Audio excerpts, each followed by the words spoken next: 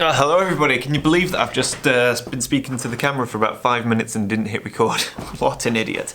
So yes, hello. I hope you enjoyed my last video on Wednesday, by the way. I wanted to mention that because it's one of my favourites that I've put out for a while. Seeing the bear, hiking up, camping in those mountains, the photography, the views, editing, yeah, I thoroughly enjoyed the whole process.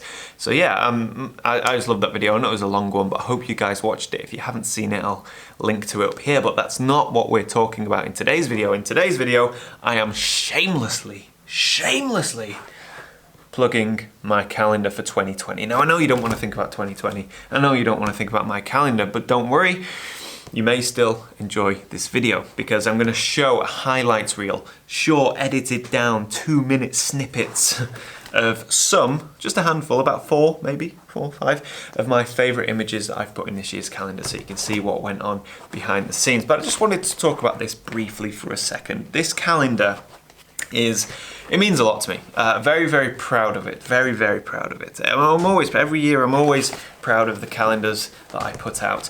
And I'd say on this channel, I don't do a great deal of sponsorship. I know I have my website that sponsors me a couple of videos a month, which is just fantastic, and I need that. It's like the only stable bit of income that I have in my life.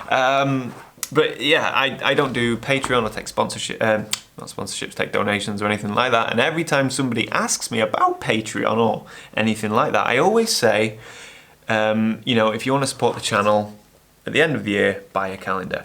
And I think it's the calendar that keeps me going, not financially. Well, a little bit financially, but psychologically, because it's an annual project. It gives me something to work towards year in, year out. Every time I'm in the field, I'm always thinking about, you know, is the image, is it going to make the calendar? And I'm always striving to get 12 really, really good images, good keepers that I can put in the calendar at the end of the year. So yeah, it's always a busy, stressful time for me. But always proud of it. You have an image and you have a little, don't know if you can see that, little paragraph of text talking a little bit about what went on behind the scenes of the image. And yeah, it's fantastic. So anyway, what I'm going to do is I'm going to pick 4 or 5 of my favourite images from the calendar and play you like a highlights reel. And if you're new to the channel, well, you might see some content you haven't seen before. And if you're a long-time subscriber, well, maybe we'll just have a trip back in time and you'll see some stuff that, you know, you haven't seen for a while. It's like a rerun on the BBC. That's what we're doing. It's a rerun, a photography rerun, right? So I hope you enjoy these highlights from my past year.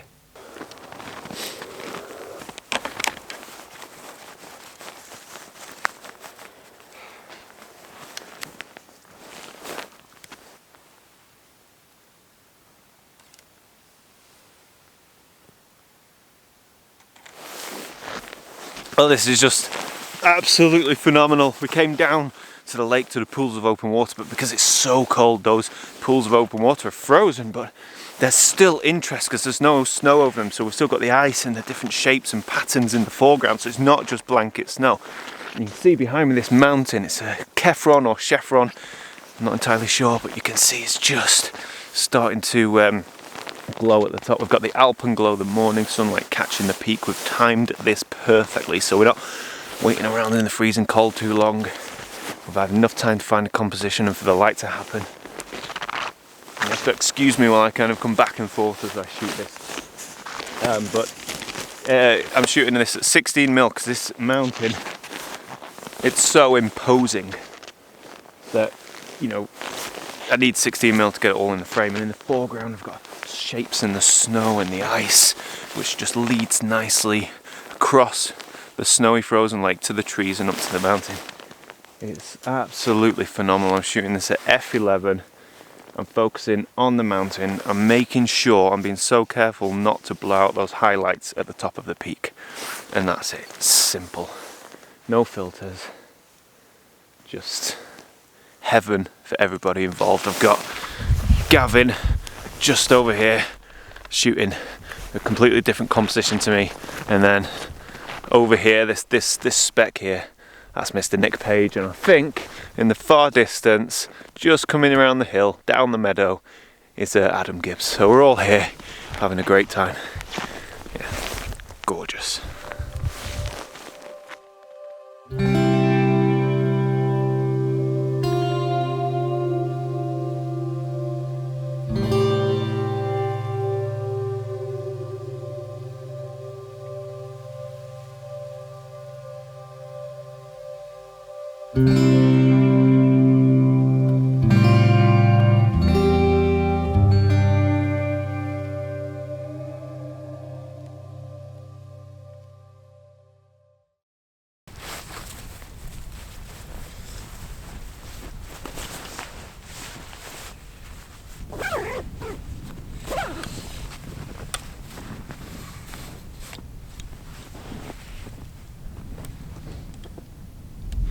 So it's cold. It's really cold when you stand still. Hiking up, it was felt like, you know, felt like we're in a desert. But as soon as you're up here, stop moving. Soon gets cold. So my second composition, I feel a lot calmer now that I've got the panel. I've got that in the can. You can see the light catching the peaks behind me. I'm hoping to get that next, but very quickly. And that's the way it is. Because there's no clouds, the light goes very quickly, so you have limited shooting time. So I am moving quickly, so this video may feel rushed. But the second composition that I'm photographing is nice and simple. And I'm just shooting this peak here, and that's on the left of my frame. No pano, just a simple straight shot, no filters. And just over to the right of this peak, just over to the right from this peak to here, this is Buckle Etive Moor. So this is the famous peak in Glencoe. And you can see down in the valley here, see that? It's all mist, beautiful low-lying mist. So I've just got a nice shot with this mountain here, which is on the left third of the frame. And then you can see down into the mist beyond to the mountains in the distance. They're actually also just starting to catch the light. This is perfect.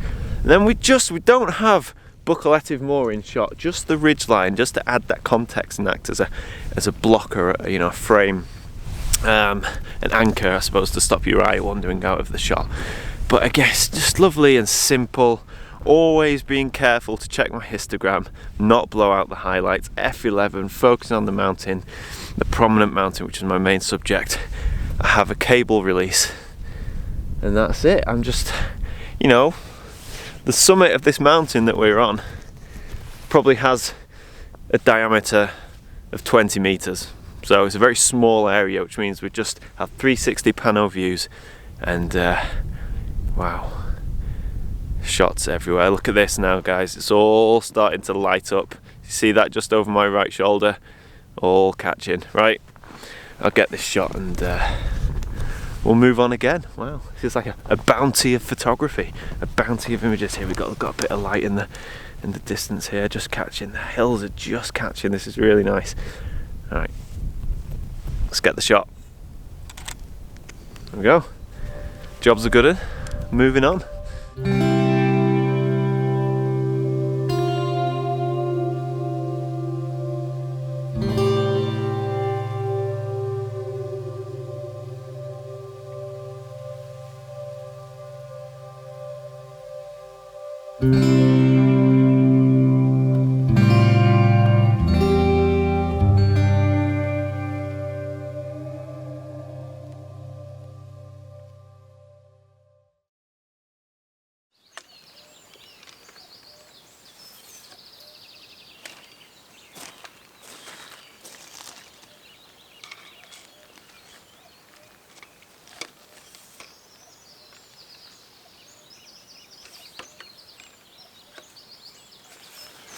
Well, good morning everybody, and after only a few hours sleep last night, we're here at our location, but I'm not too concerned about the sleep deprivation because it's totally worth it.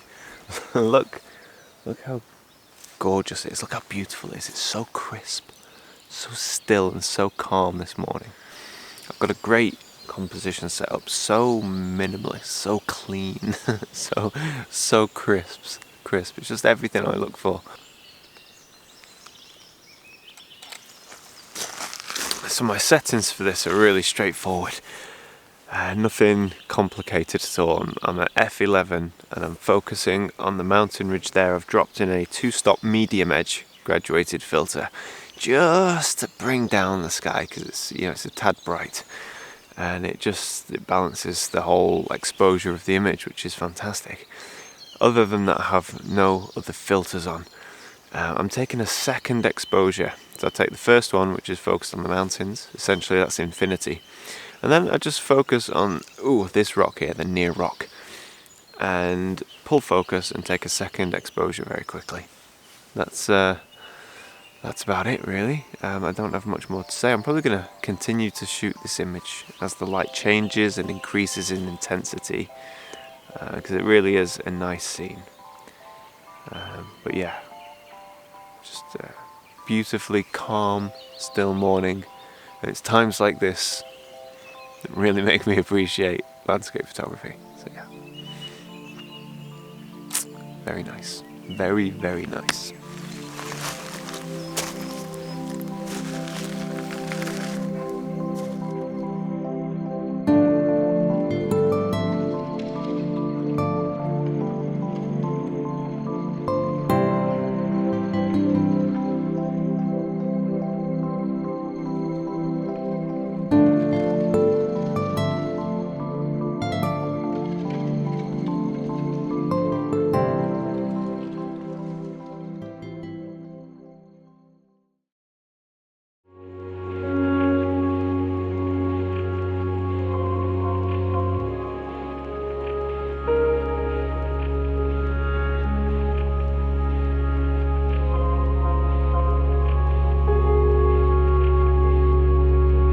So that peak you can see just above my camera lens there and over my left shoulder, that is the Drew. That is the peak coming through the cloud. It's glorious. The cloud is vibrant with rich colours and tones, and the drama and the cloud and the foreboding nature of the mountain just makes this, for me, one of the best images of the trip by far. We have our long lenses out shooting this mountain. It's glorious. It's absolutely glorious. Right now I'm trying a 2-minute exposure with a 10-stop filter. I kind of guess the exposure time, and I'm hoping it's going to work out and add something different. It's a bit of an experiment, but this, if it works out and if it's sharp and if it's well exposed, yeah, this image could be something else, because this is just, it's absolutely stunning.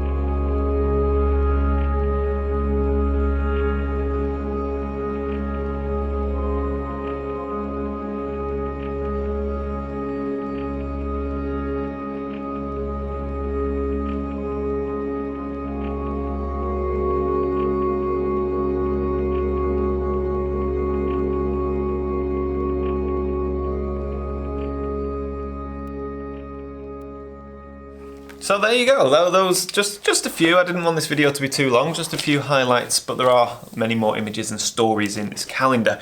As you can probably see, I now have the physical calendars. I'm still signing and packing them. I think Tuesday, so in 2 days time, you will no longer be able to pre-order the calendar because, well, you can't pre-order something that I've already got.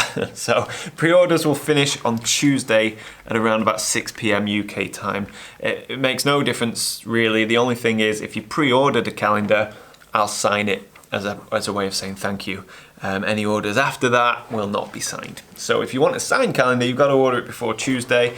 I'll stick a link up here and a link in the description. And yeah, I hope you've enjoyed this video and this little look back at my year. Thanks for your patience, guys. I know nobody likes being sold to, especially me, but well, there you go. Shameless. All right, bye-bye.